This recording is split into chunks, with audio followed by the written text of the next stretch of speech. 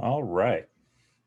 So now, before we actually get started on the lecture, I want to see a raise of hands if anyone has either seen the movie Bottleshock or knows of the Judgment of Paris. All right. So much of this is probably going to be a little bit of a refresher then for you. But yeah, before we get into the actual event itself, I want to get everyone kind of familiar with the areas where the wines competed from. So, as we can see here from France, the first area of interest is going to be Chablis. Now, Chablis is part of Burgundy, which is this area right here. Now, that is the northernmost region, or Chablis is the northernmost region of France or of Burgundy. And as you can kind of see here from an actual kind of zoom in of Burgundy, Chablis is way up here to the north. It's actually much closer to Champagne than it is to pretty much the rest of Burgundy. Chablis, all they produce is Burgundy, or not Burgundy, but all they produce is Chardonnay. And the soil is this mix of what's called Kimmeridgian clay, which is like fossil marine clay from the Jurassic, and limestone. And take note, because those things are going to impart a very distinct set of flavors to the wine. And lower tiered wines from Chablis won't use oak. So, like the ones that we have, you're not going to, there won't be any kind of butter or vanilla going on. It should just be strictly like fruit and a little bit of mineral. The second place that we're going to be looking at is Bordeaux. Now, Bordeaux, actually, let's go back to so in terms of where comparatively to Burgundy, Bordeaux, way down here, almost next to Spain. And the place in particular within Bordeaux that we're going to be, kind of focusing in on is this left bank Medoc region, which is pretty much held in higher regards than its right bank neighbor. Their flavor influences for Medoc come from leftover sediment from the marsh draining when the Dutch did that back in the 1600s to make some trade routes through France, along with a bunch of pines that are kind of like right here that really protect it from any of the cold gusts that come in from the Atlantic Ocean. Now, what really kind of makes Medoc and this left bank really popular is their Cabernet Sauvignon, and that is the typical majority that you'll find in a left bank blend, because you might be able to find a couple just strictly Cabernet Sauvignon, but more than likely you're going to find a blend, and it'll be something over 51% Cab. Most of it's like 60 to 70, and then they'll throw in some Merlot, some Cab Franc, a little Petit Verdot, and maybe even some Carmenere, all of which are allowed to be blended in. And it has that left bank Bordeaux has a fairly distinct aroma and flavor profile, and that's pencil shavings. So hopefully, the one that we'll be tasting today is going to have that kind of signature smell and taste to it. But it's this kind of like combination of graphite and cedar that might take a bunch of you back to elementary school. Now, the next place that we're going to be talking about is Napa. Now, Napa stretches down from the San Pablo Bay way in the south, all the way to Mount St. Helena, not Helen, in the north, with the Napa River flowing right through the heart of that region.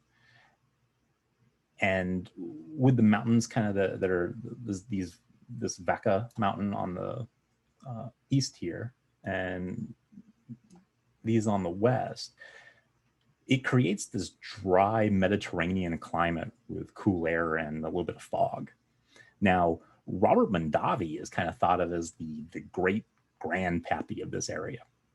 He wasn't the first, you know, winemaker from here, but he went to Oakville and built his own winery, the first big winery since Prohibition. And he did that in the 1960s with a desire to compete on the world stage instead of just making local table wine that, you know, and what he did was he created a bunch of marketing, which pulled a bunch of aspiring winemakers to also set up shop in the area. Now, the wine here can vary, you know, from everywhere that's like Carneros, which is down south. It's much more kind of flat and warm, while, you know, making a lot more of the like juicier grapes, while way north in like St. Helena and Calistoga, it's much more higher elevation, and they tend to be a little bit more acidic due to the higher elevation and cooler climate. Now, the two areas that for the Judgment of Paris that we'll be focusing on today are up here in Calistoga, and then much farther south here in Stag's Leap. So, Judgment of Paris really kind of revolves around one guy, this guy here. You know, this is Stephen Spurrier. He's a British wine expert, ran a small wine store in France that was highly regarded for its philosophy of encouraging customers to taste wine before buying. He then started l'Académie du Vin, which is France's first wine school, and it influenced a lot of wine personalities, including Charles Shaw, a namesake of our beloved $2 Chuck. Now, he, much like most in the wine industry in those days, held French wines in kind of a class above all the rest, and was very dismissive of claims that any other wine region could remotely compete.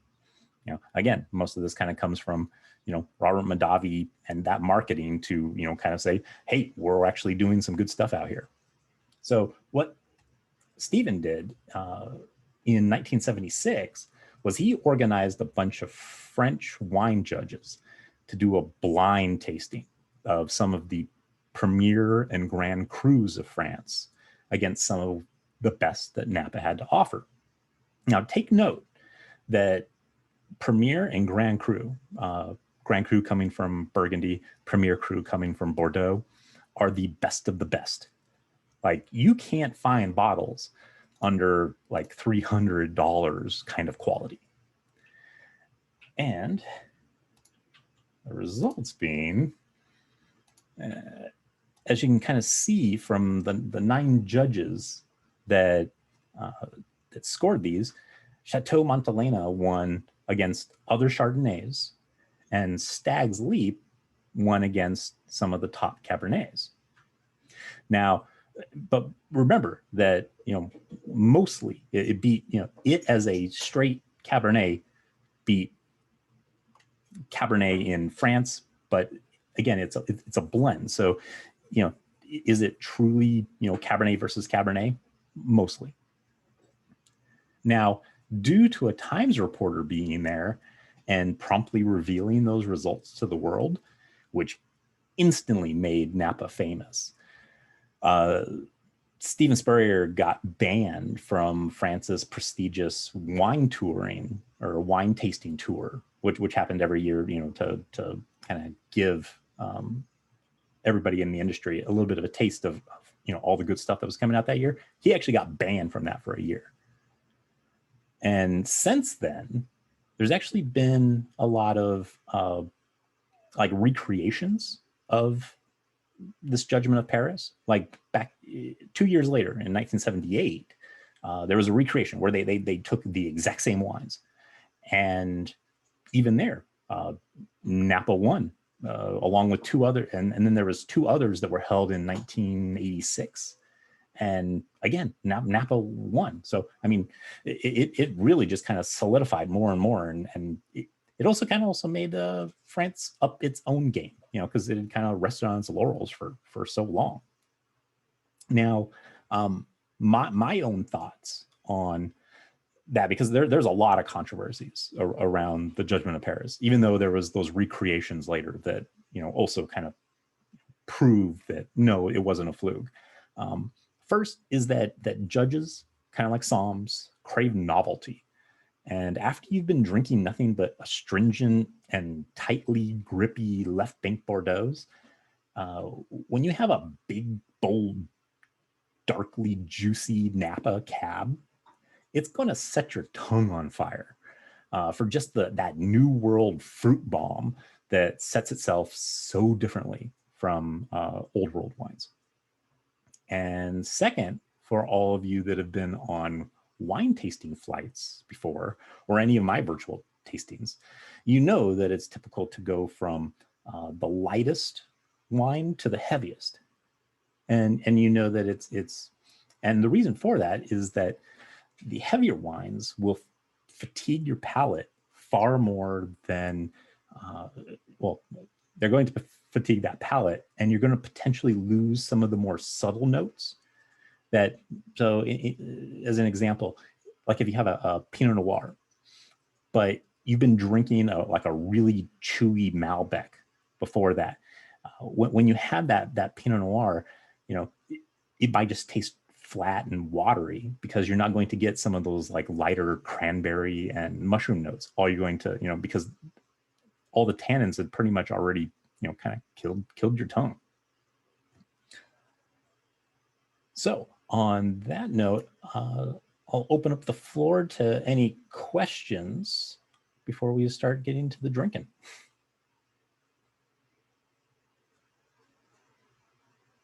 Nope. Well, all right. Well, let us begin our judgment of Paris. So our first wine of the night is going to be the Chablis, whichever Chablis you have. For here we have the Domaine Chenevieres Chablis. And what we usually do is we go through a bit of a deductive process, which would be the same thing as what the judges would go through, where we're going to be looking at the site of it, you know, seeing what kind of color, if is it expressive of, you know, what it should be, is it, you know, there's no cloudiness to it. And then we'll be going through our smells and then tasting it, and then, you know, kind of eating it with a bunch of different things and seeing what pairs with it. And hopefully some of you chime up on that you found some really good pairings. So first off, sight. So let's go ahead, and when you pour it in your glass, tip it about 45 degrees and put a little bit of a white background behind it. So if you have like a napkin, piece of paper, something just to, you know, make sure that you're not, you know, clouding that wine with some other color that's going to influence it. And this is pretty light. I would say, you know, light yellow to straw yellow. And then what you can do is you can give it a bit of a swirl. What you should see is a bunch of tearing that comes down the glass. Now, depending on your glass, if it had just been through the dishwasher and might have a little bit of residual cleanser on it, yours might be influenced a little bit differently. But as you're doing that swirl and you see those tears, how thick they are and how fast they move down is what's going to kind of tell you what the alcohol level in these wines are. And, you know, if you do it enough times where you're starting to train yourself, well, you can kind of get a pretty good approximation as to what these are. And these, you know, they're kind of middle of the road. I would, and considering that I also know that, well, again, this is a French wine, so it's going to be somewhere between 12 and maybe 13. I would probably say that because of the thickness is going to be closer on the 13 side.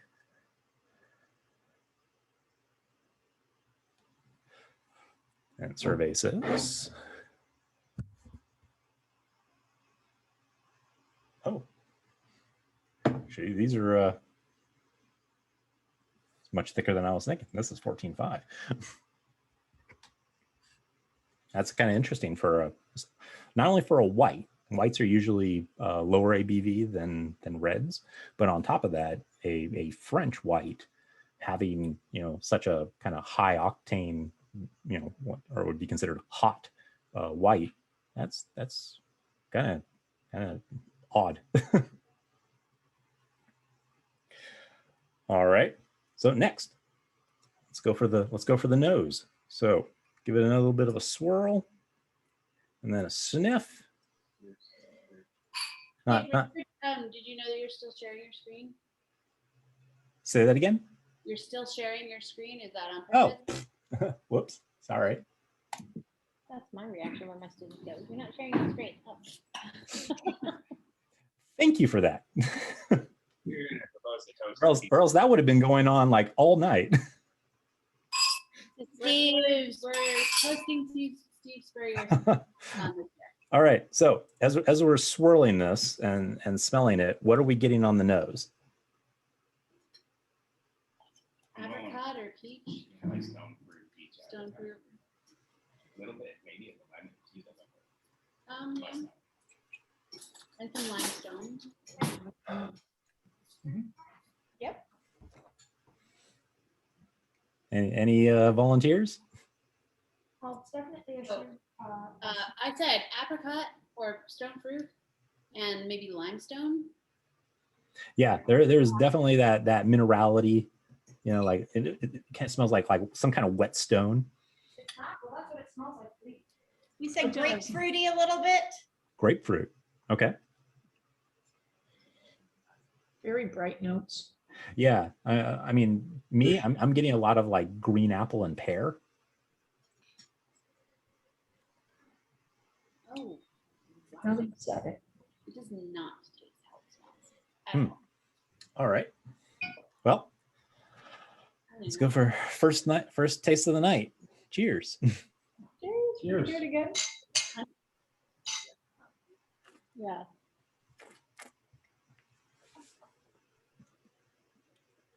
Yeah, it's really sweet.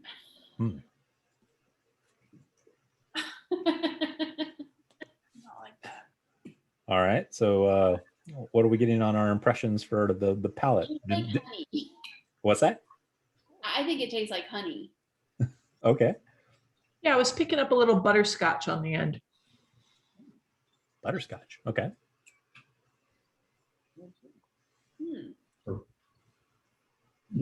Orange blossom or something like. Damien said a little thicker than he's used to. Something about the texture. It's got a round mouthfeel. It's not like super astringent, which is again something a little different than most old world whites.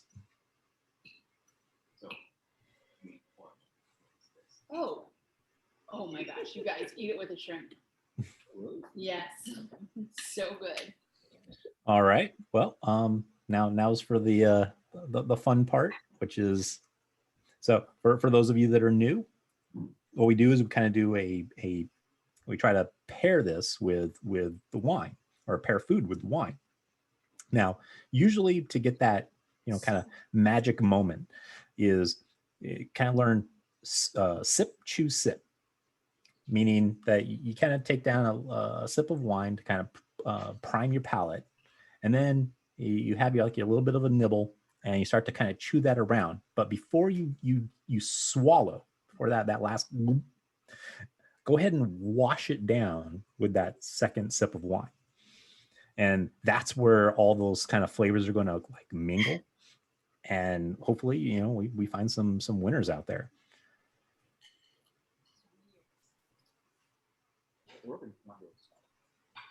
So what should we taste it with? Shrimp. It's so good with shrimp. Yeah, I was gonna say that like shellfish and just cream, things that are a little bit creamy are what are really gonna do well with this. Arugula salad is an interesting pairing. Yeah, we've seen that before with some of the French and Italian whites that they do really well with like arugula with like a vinaigrette. Yeah. Goat cheese, kind of. Which one? The honey one or the? White one. On the left, not in the tub. Not in the tub. That one's honey. Okay. Let's roll with the honey. Pretty good with guacamole. Okay, that's weird. I had some Coatswold. I don't know if you know that kind of cheese. It's this kind of soft orange cheese from England. It's a Gloucester, and they put green onion in it, and that kind of pungent green onion is really coming to the forefront with this.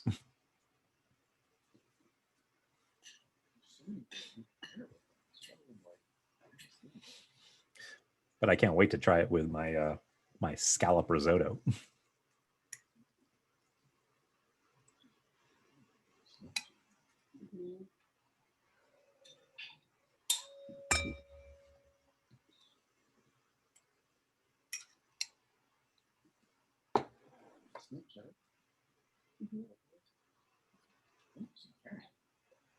I really like it with that honey goat cheese. Is so good.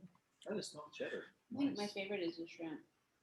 Yeah, it things that have like a creamy sauce to it. This really cuts through it, and all of a sudden just kind of cleanses your palate, which is really nice.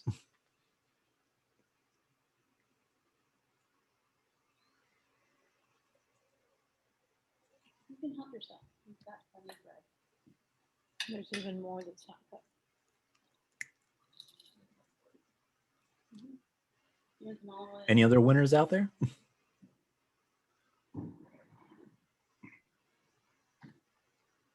Nope. All right.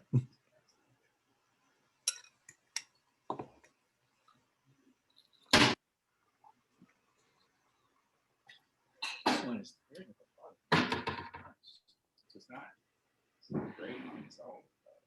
But it would be a great dinner one.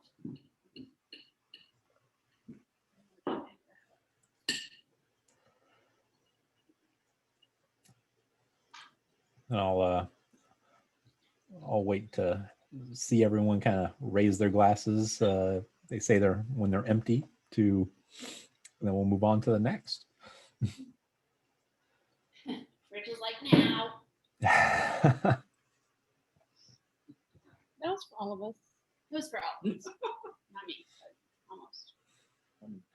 You can- I can. So for those of you with the Chablis, not really. what were your thoughts on it? Was that a joke or was that just? Pretty good? It's nice for a dinner wine because it pairs well with a lot of things, but by itself, it wasn't quite as satisfying. Yeah. It's like I said, it's got a little high of an acidity for my liking for just drinking. But again, my preference is always to have food with wine. Me too.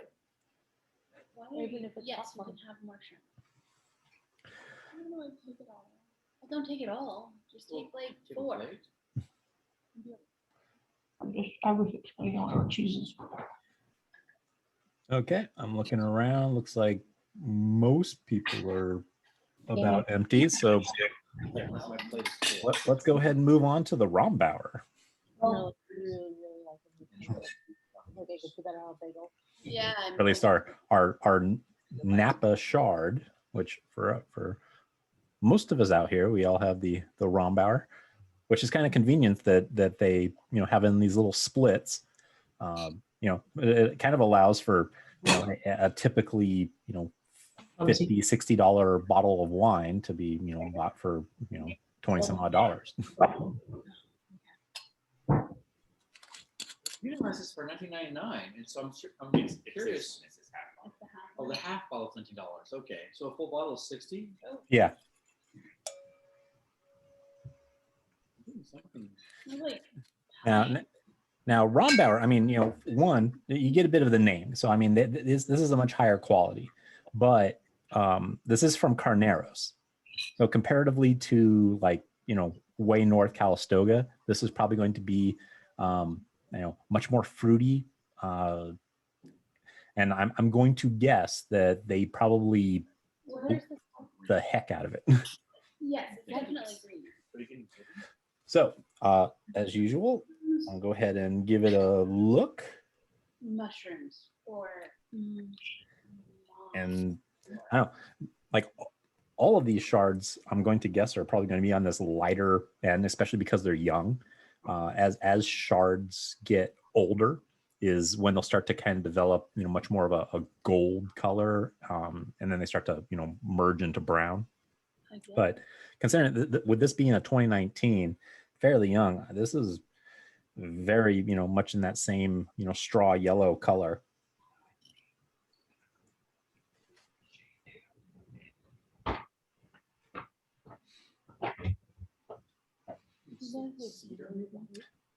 The tiering is coming down, much the same as our last Chablis.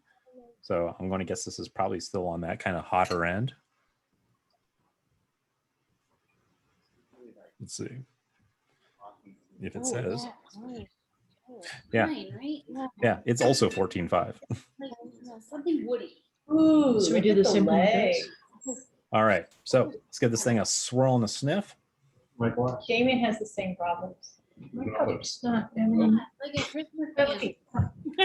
Oh, that's Sounds like a Christmas candle. wow. It is. So weird. What are people smelling on this? Christmas candle. Christmas. Peter. Peter Oh. or Pine, Also, Oh, yeah. balsam, yeah, olive. Honey, maybe. I love that Christmas. it's like going for a walk in the woods after it rained. But See, And Grow. honey on the ground all wet. no, I'm not joking. like me, I'm getting three things, and all I'm getting yellow apples, vanilla, and butter. Apparently we were And, wrong. and so it smells like apple pie a la mode. No, it doesn't. No, it's Pooh Bear with a honey jar walking in the woods. I'm getting Peter and butterscotch. Yeah, I can definitely get I'm definitely getting that butterscotchy Yeah. smell to it. Honey and butterscotch or something. Okay, well, now my curiosity is really piqued. So let's get to the tasting of this. So cheers. I don't know. We have to taste it first. Why did you switch to remember? We're in Hmm. Cola. Yeah, I like it. Yeah. There's a green peppery. That's what I'm getting. Getting green pepper. Okay. A little bit, yeah. From the tasting it. I don't like it. I like smoky. Like Mm. with the smoky after, like behind it. Mm. So good. And that doesn't make them like. Green pepper. It's weird. Like So weird. I don't know if I'm just being influenced by Christmas, but I'm getting more spiced apple now. Yes. Two of you said yes at the same time. You're like, yes. Like my grandma's spiced applesauce. Yeah. If you like blue cheese, try the blue cheese. A little bit of clove, maybe. Yeah, it's that kind of clove nutmeg. Oh, because sometimes I like Huh. This is interesting. I mean, I'm not normally an oak shard fan, but this isn't half bad. So when I bought this at the liquor store, they told me that since they opened yesterday, They've sold 32 bottles of this, and it's been their most popular item they've sold since they opened yesterday. Holy crap. I don't know what it is about this one, but they were selling it like hotcakes. Okay. feel like it Well, was- I mean, Rombauer is like I said, it is like one of the, I want to say, yeah, it's one of the top names in Napa, but I think it's mostly because they own a lot of the vineyards out there. Probably go with 3. Mhm. It's gonna be awfully good with All everything. right. Well, I mean, now, it's probably go with 3. now for those of you that watched Bottleshock, you know, this is actually, it was from that movie that I really got that pairing of Chardonnay with guacamole. Say, Ray, how much was this bottle at your liquor store where it was selling out like crazy? I think it's hard to hear us. Hey Ray, how much was the Rombauer where you got it? Well, they were out of the halves, so I got the full, and with tax, it was 42. Okay.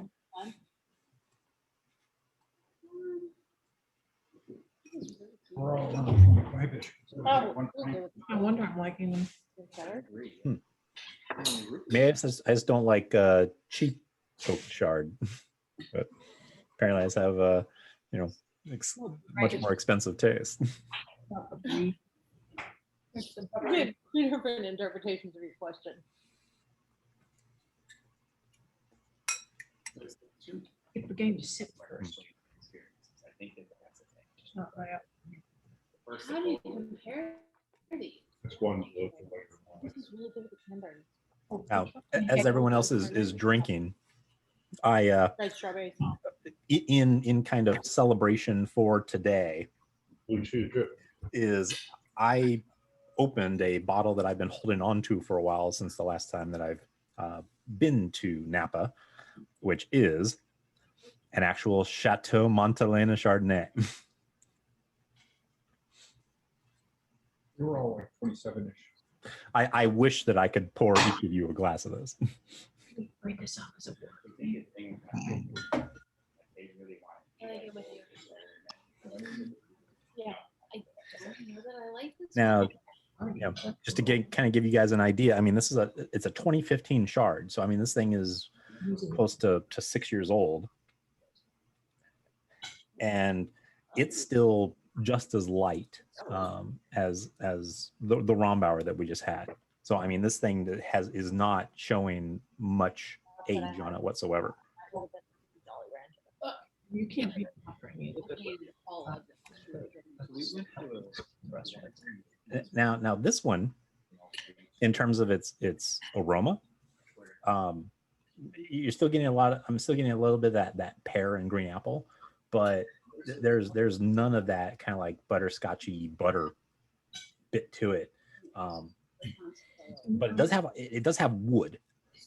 So I'm going to guess that there's no, or at least not as much malolactic fermentation, which is what converts a lot of that like kind of bitey acid to more of that creamy flavor. Really don't.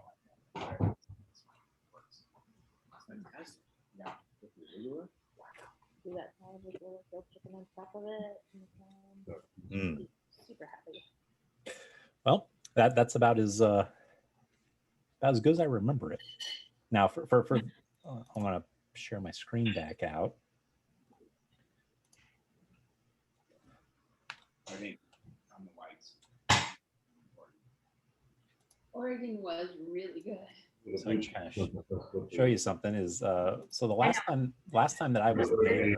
And the brie. Three better than that one. Three one's better than that. So for those of you that don't know, that's Chateau Montignac.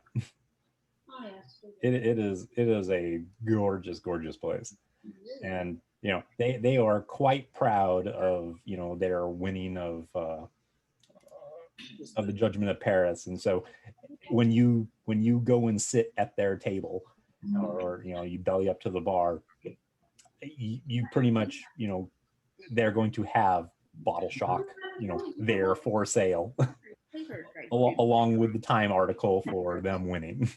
Sounds walnuts and almonds. You have to watch it. Oh, so all of that is in here? But if you ever are up in Napa, Because I got you know, one, well, well, the I definitely suggest going up to Calistoga and visiting Chateau Montelena. But Stag's Leap is so you have like the main road of Napa. Stag's Leap is not on that. You actually have to go over one road to kind of like the redheaded stepchild of Napa, which is the Silverado Trail. And that's where Stag's Leap is. Now you can find a couple of their wines, I think, yeah, you should be able to find Artemis in Costco for, I don't want to say not inexpensive, but it's like a $35, $40 bottle of wine. It's pretty good. I wouldn't say it's like the best cab, but it's not bad. You know, if you do go to Napa, let me know and I can tell you where all the really good cabs are.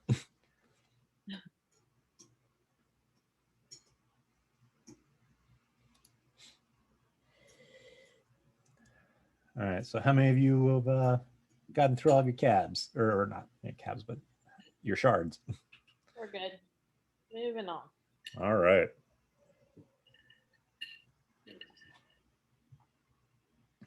There's some more. All right, so we're gonna. I did a little bit of a taste of the two, and you know, much like my thoughts for the for the Judgment of Paris in that fatiguing of palate. I had thought that the Bordeaux was going to be kind of bigger and richer, but it's not. So we'll be flipping the script, and it will be the Bordeaux first, and then the Oberon last. So the Pierre de Montignac.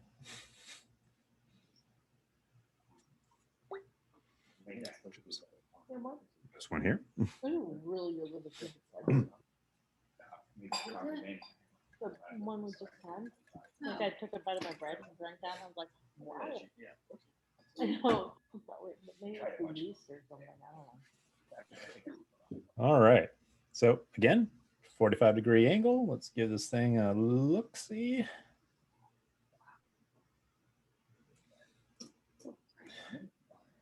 Oh, okay.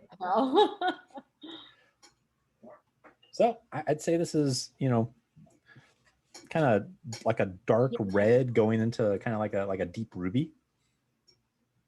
You were leaning towards garnet, like there's maybe a little brown in there.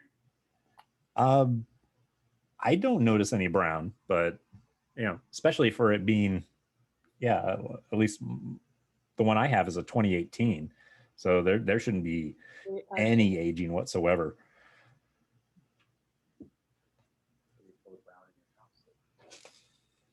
And usually with a Bordeaux red, especially left bank, you probably won't see any kind of browning happening for a good 8 to 10 years.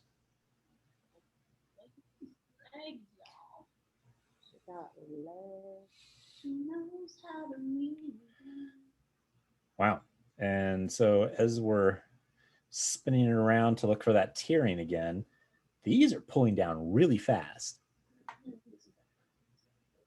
So I would probably put this at like, I don't know, 12.5. 13.5. Such a nerd. Would you call this like translucent or saturated? I don't know. Let's see. Survey says I've seen a monster. 13.5. Yes, you did. Next, we're going to start smelling our water. All right. So let's give this thing another swirl, and then we'll give it a sniff. All right. Oh, there is no opacity. Is that the word? Is it ness or is it city? So what are we getting on the nose here? You got the really fancy one with the three camera. I'm getting that too. I mean, wow. My niece's daughter. Leather.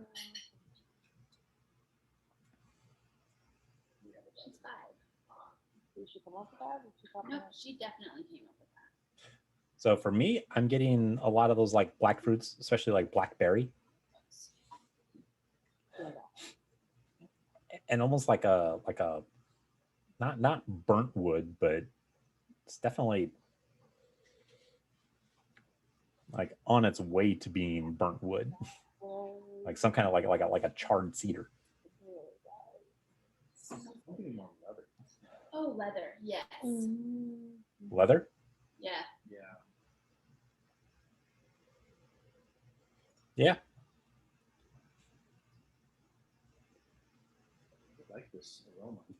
So I just like when it All right. my ears? lay down in it. Don't you dare. Let's go, Bruce Wim. All right, Richard, we're getting like paint spirit. People are talking about a very strong Like paint spirit. spirit gum. Well, like that was It's a theater smell. yeah. Well, I was getting more like a tar smell. Maybe that's it from like costuming, like when you put the makeup on people. The spirit remover. Yes, spirit gum remover. There we go. Sorry. My background will What do allow. you smell on mine? Spirit gum remover. We have a thespian in the house. You do have a thespian in the house. You have several, actually. We All right. have a thespian in the house. All right. Well, let's give this thing a taste. So, cheers. Taste it. Cheers. I'm like, this. You got legs though all of a sudden. I got her glass. Oh, But I have legs too now. See, I have Oh. legs. I'm telling you. Blah, blah, blah, Look, Paul. Okay. Very good legs. it's the aftertaste matches the original one a little bit, but more mellower. To me, this doesn't match up in terms of its nose versus the palate. I'm very good legs. I have good legs.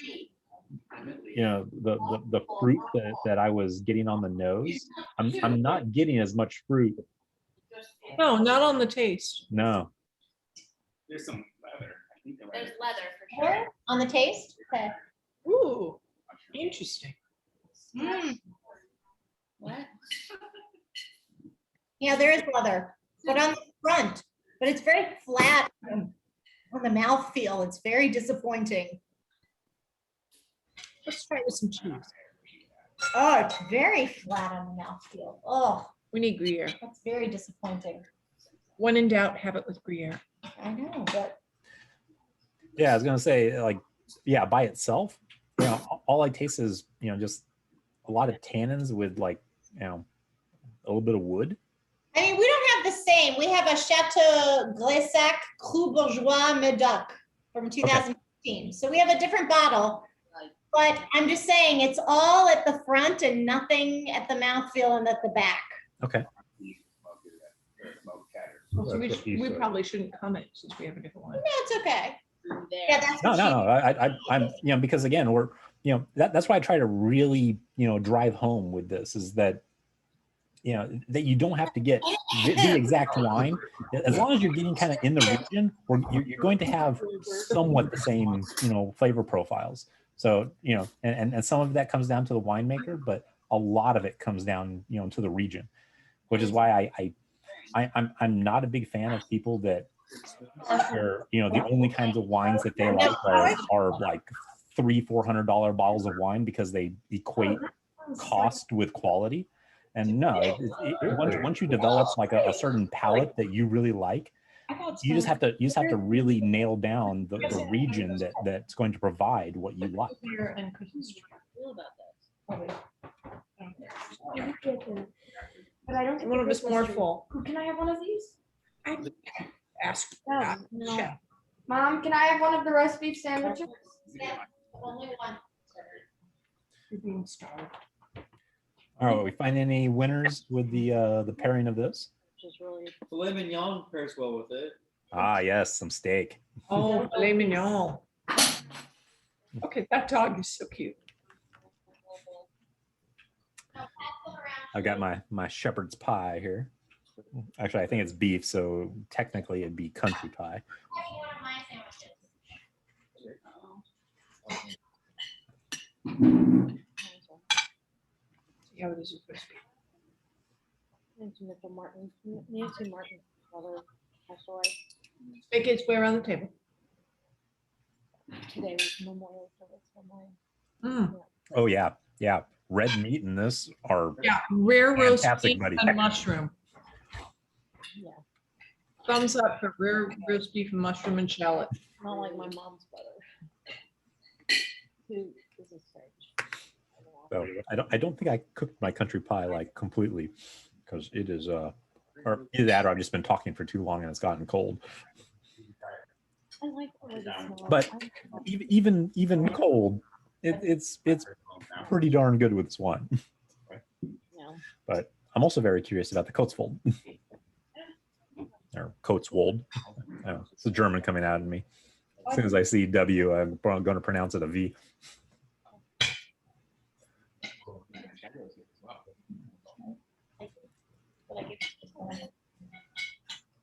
It's better with the chocolate. I think with the blueberry. Because I heated up bread. Lots of wine, bread, and I haven't cheese. found one thing on here. No, Have it. no, that was a bad idea. Yeah. I didn't like this plain. Don't you like that? I like the roast beef. Yeah. Yeah, Coatswold cheese and a I mean, left bank Bordeaux, not a good pairing. That was terrible. what was terrible? Coatswold cheese and this Bordeaux. Oh, yeah. Like, that onion, I mean, it actually came out pretty well in the white shards, but in this, it makes it. Well, I was going to say, bitter. it's all the bitter, right? It's Yeah. picking up just the bitter edge, I can imagine. Oh, The rare roast beef with the mushroom and shallot and pork. Ooh. Now that sounds excellent. I will give you the recipe, Richard. It's the easiest sandwiches. You make the sauce ahead of time Okay. and you spread it on Hawaiian rolls and then you stick rare roast beef in it. It goes so well with red wine. It's just the most amazing thing ever. It's just like port wine reduction magic she does. And I freeze the sauce. So literally I took the sauce out of the freezer. It took me like 5 minutes to make these sandwiches. I like your thinking. I like to, Yeah.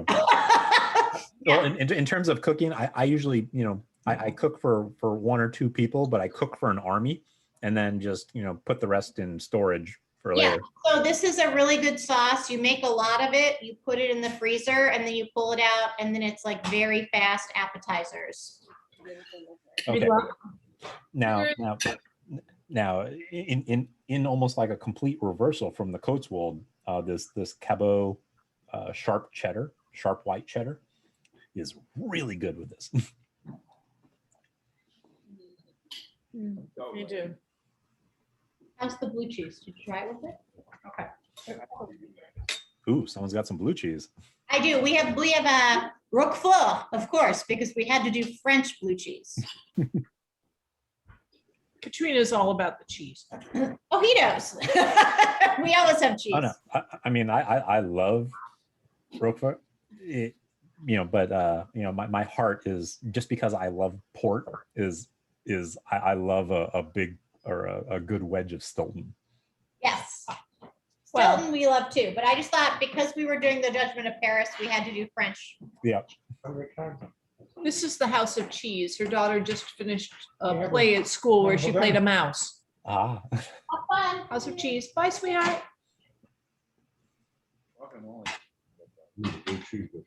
I figured. Okay, we have a resounding thumbs up for blue cheese. For the Roquefort, yes. Ooh. See, like actually, how I got introduced to Roquefort was it was kind of like a barbecue place.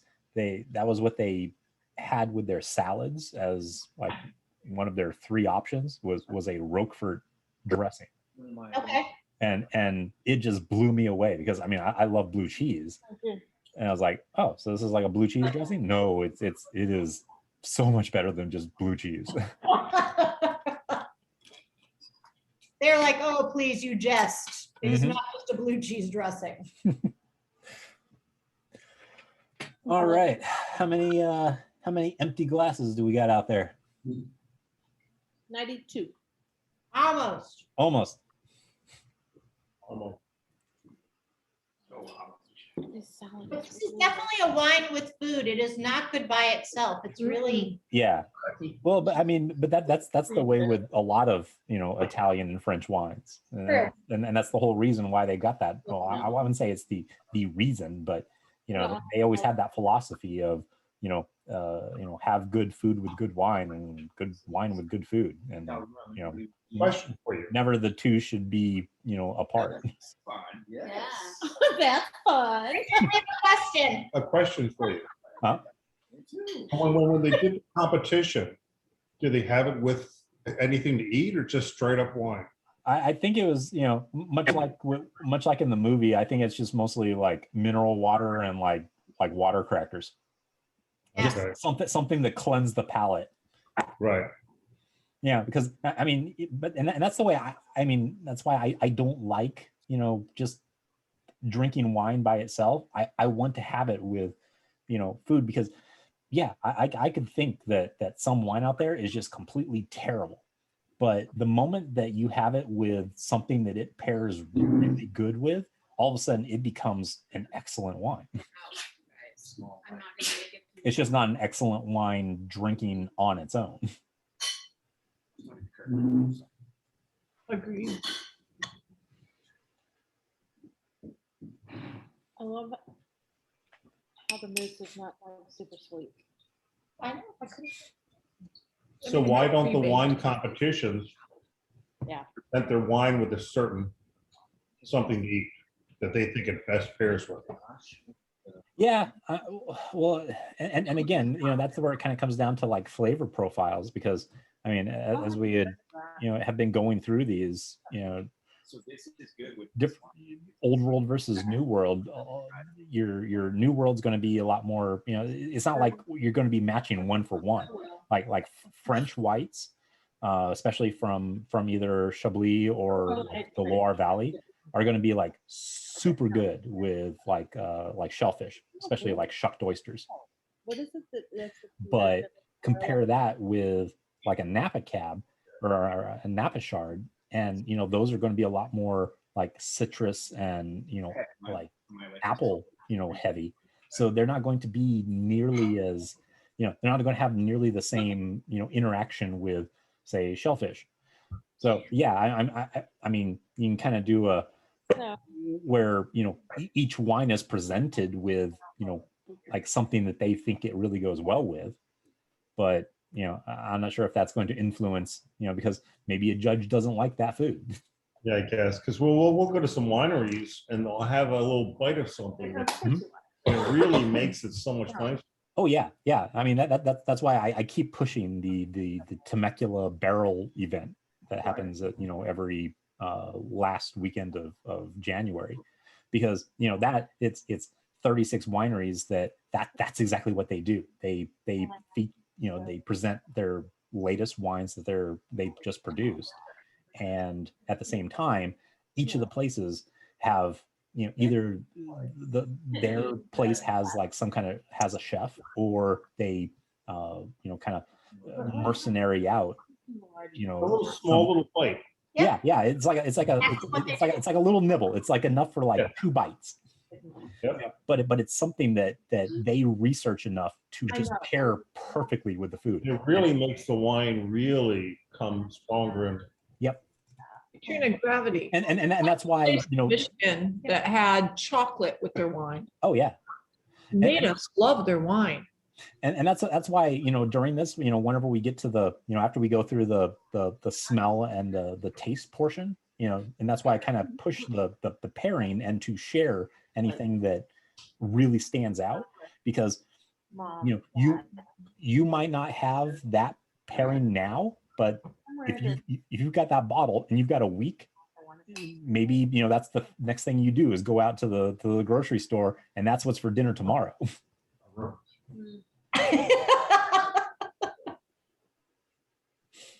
Dark chocolate. Whoa, that's some really dark chocolate. At this point in my life, I'm like, All Are we ready for our last wine, the Oberon? We are. Kind of All right. next week. So a little bit of a history of Oberon is that it's actually from the Mondavi family. So, unfortunately, his father really was kind of disappointed that the rest of the family kind of went into Woodbridge and a couple of others that were kind of considered lower quality. And pretty much like after his death, though, some of the brothers decided to do this label here to kind of boost up its quality a bit more. You cannot turn it 45 Well, I remember a story where the French vineyards lost their stock and they had to repopulate it from the California vineyards. Is that correct, or am I missing? No, what happened was the phylloxera louse pretty much obliterated almost all vineyards. But what they did was they took rootstock from essentially like the Concord grape here in America, and so you have this root, and then you kind of splice into it, and you plant, the whatever vine, like your Zinfandel, your Cabernet Sauvignon, and so because that's what the louse attacks is the root. Hey, I had another one. And so yes, it destroyed quite a lot of the vines, but some of them that they were able to salvage just got essentially spliced into this rootstock, and kind of that's what's used from now on almost everywhere, other than Australia. The California vineyards saved the French vineyards. It's like Kinda, but it really wasn't the fruit. it wasn't that side. It was actually more like the East Coast. It's like, Oh, Really? Yeah, because I mean, that's where all of like the Concord and winter grapes were being grown. The New York vineyards saved the French and Boston. vineyards? Yeah, because phylloxera, I mean, it hit California just as bad as it hit, France and Spain. normally it's The only place that it didn't hit, and that was because they put like an embargo, was Australia. And Australia still to today, they don't allow a lot of agricultural imports because they've actually got some of the oldest vines out there because they were planted before the phylloxera, just like wiped out everybody. But wouldn't it be a good story if we said Manischewitz saved the world? no, it would not be a good story. That would be.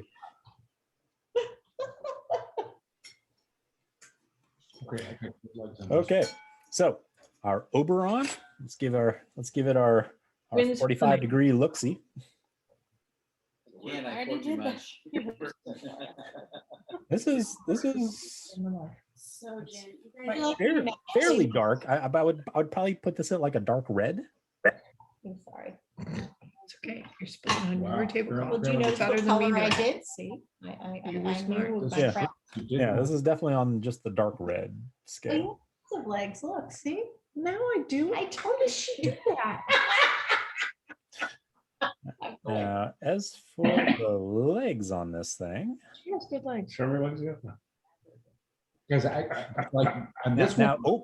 the other thing is that Oberon, I tried to, as much as anything from like Mount or St. Helena or Calistoga, like their shards were ridiculously expensive, like anything from there.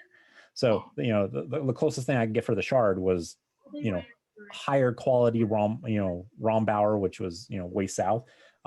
This should be pretty close to Stag's Leap because in terms of like the location, I don't know if you need to bring up the map again, but Oberon is Oakville And that raspberry. comparatively, which is just west of Stag's Leap district. But it doesn't change. Oh my gosh. Medium along the wall.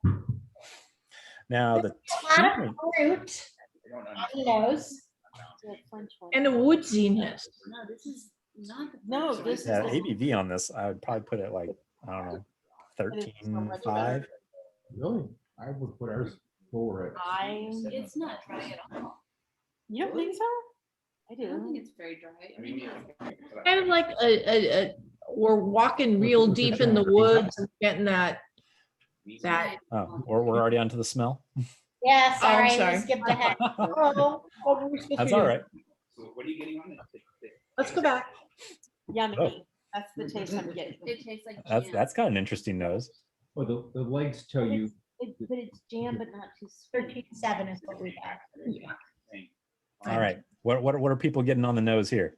So I said very fruity. We're getting very fruity. We said grape, but just very jammy, very fruity. I'm getting a She like, had walk in the woods. like a walk in a wet, moist woods Like kind a of thing, smoky. whatever that would Okay, so like, And so- well, I mean that flavor is or note is what's referred to as like forest floor. That's it. I I didn't know the word, but What's Yeah. the combination? A 6-hour ride. Well, that's how often you fall in the wheel, is how well you know forest floor. Leather, icing strawberry jam, I can't. say that again, Rob. plum, raspberry. You drink lots of Oberon before you raspberry. go for a walk. Yeah. Lots of time on the So I'm forest. not getting so much the red fruit, maybe like on the edge of like dark cherry, but this is definitely much more of a dark fruit nose to me. Oh, plum. do you get the raspberry, like a raspberry jam? Closets. I'm pretty much like right in the blackberry camp, like with a little bit of like that cassis, like kind of like that black. Oh, there you currant. go. Yeah, closer to Cassis. Yeah. Oh, well, I know what cassis I'm, smells like. I'm thinking Concord and Cassis. I'll go with that. Like that black currant kind of I will help smell you and flavor. size. I am good at purging other people's shit. Yeah. Yeah. Now, what's weird is like on the back end, like after I kind of filter out those fruits, I swear I'm getting like anise, like almost like a licorice. Yeah, a little bit of spicy. Yeah. Oh my God, this is amazing. Yeah, I am. Of course, Yeah, I'm that's really all. suggestible after I've had a glass of wine. That's why I try to leave my opinions for last. I would agree, though. That's the best opinion I've ever heard. I'm All right. definitely getting kind of a star anise kind of thing. So last try of the night. So cheers, everybody.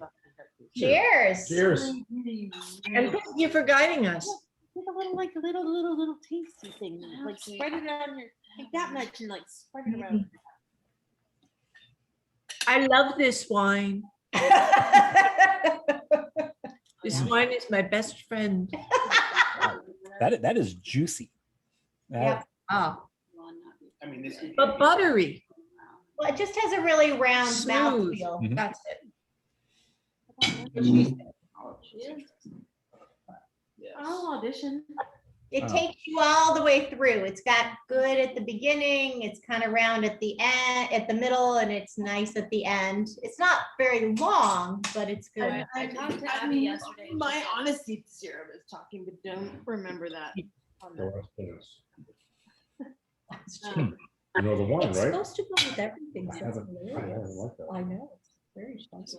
So are people getting much the same that they smelled on this on their palate? Yeah, this matches with some I just don't. Not as much current, a lot of big Concord. I thought. So he doesn't say as much currant. He said more Concord. So more grape, less Oh. currant. Okay. So that's different. Like me, I'm and still I'm all I'm getting is that like really dark fruit. Rest of the floor. Like this is unsweet blackberry with Yeah, but it's like it's with the other ones, smooth too. dark fruit. It's Yeah. not terribly tannic at all. yeah, but it's got this So good. it's got a little bit of bitterness to it that to me tastes like baker's chocolate, like cocoa. Mm. My thought was black cherry. If you've ever had like fresh Bing cherries in Michigan in the summer. Well, This black is cherries what are they're Bing like. cherries because those are two very different flavors. Like Bing cherry, I always link to Sangiovese. We're not going there. We're going I'm just a Michigan girl, so I think it's like, The other one's ridiculous, but it's this one. No, I agree. You're not finding. and you gotta get Katrina, everybody, you've gotta get Katrina's recipe for these little sandwiches. They go great with red wine. I can Oh, yeah. post it on, I can post it on this page. I'm happy to do that. It's Okay, easy. yeah. Everything's better with a sandwich. That really goes good with this one. I'm really going to be interested in Team Foodie, considering they've got that sack of black licorice, if it's actually going to go really well with this. They have, Considering- they try licorice with everything, so. Yeah. Ooh. But considering this had like a discernible It did have an anise anise, flavor. yeah. Yeah. Well, then I don't have to correct on it. So I'm enjoying it with There you the go. mignon and with the olive oil with garlic on a baguette and Yeah. guacamole that's spicy And he's consulting his notebook. He's also speaking in cursive. and chocolate mousse and the licorice. Yeah, the notebook that Rachel gave me. Thank I you. created a monster. You guys, every Oh. night. Dude, we got homework now. That's it. I got homework. I have homework. This water, smells like. Smells like Chateau. spring and moss. I wish I could write in cursive, but you know, nonetheless. All right, Rachel, we're gonna speculate. Did you go to the bathroom? No, doing notes is excellent. I mean, it's always good practice. So that way, again, one, you're identifying what you smell and taste in it, but also to kind of, hone down your own, like what you like versus what you don't. Print mix, right? It's a print mix. Quasi print of a little occasionally the cursive letter. I find that if I'll cursive separate. And then myself alone. I want to open a bottle of wine to put the shrimp in. That's all kinds of yum.